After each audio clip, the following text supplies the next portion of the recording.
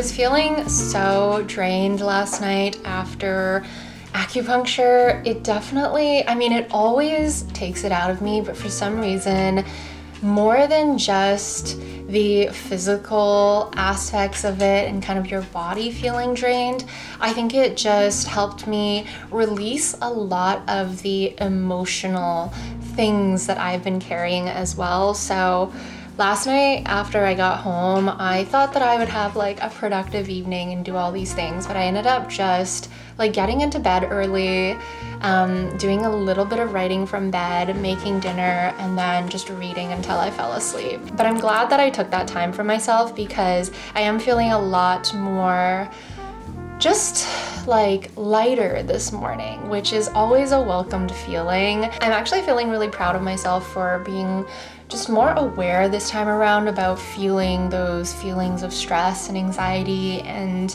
catching it early on and just like doubling down on my healthier habits. So yeah, I'm feeling really good today. I'm feeling happy. I'm feeling more mentally clear and a little bit less like weighed down. I thought I would quickly talk about the book that I finished last night, which is Bright Young Women by Jessica Knoll.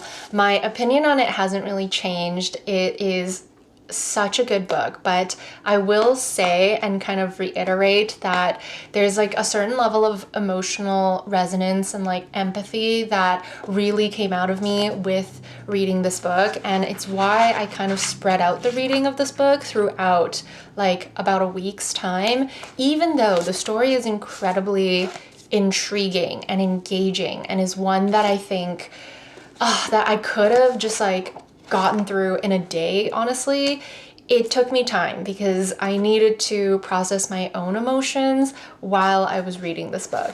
This book is about the Bundy cases. You may have watched the documentaries, you may have watched shows that have been created on it, read articles, and like know a lot about the details already, but Jessica Knoll really kind of takes on the story from the point of view of the women who were affected who weren't necessarily like the direct victims. So not specifically the women that he preyed on, but the women that are one step removed from that. It's the friends of the victims, it's the families of the victims, and you really start to get to see points of view that maybe you don't consider when you watch and learn about serial killers or about incidents like this. In a way, it has made the entire story so much more devastating and so much more real because oftentimes we don't think from these point of views. We don't see the point of views of the journalists,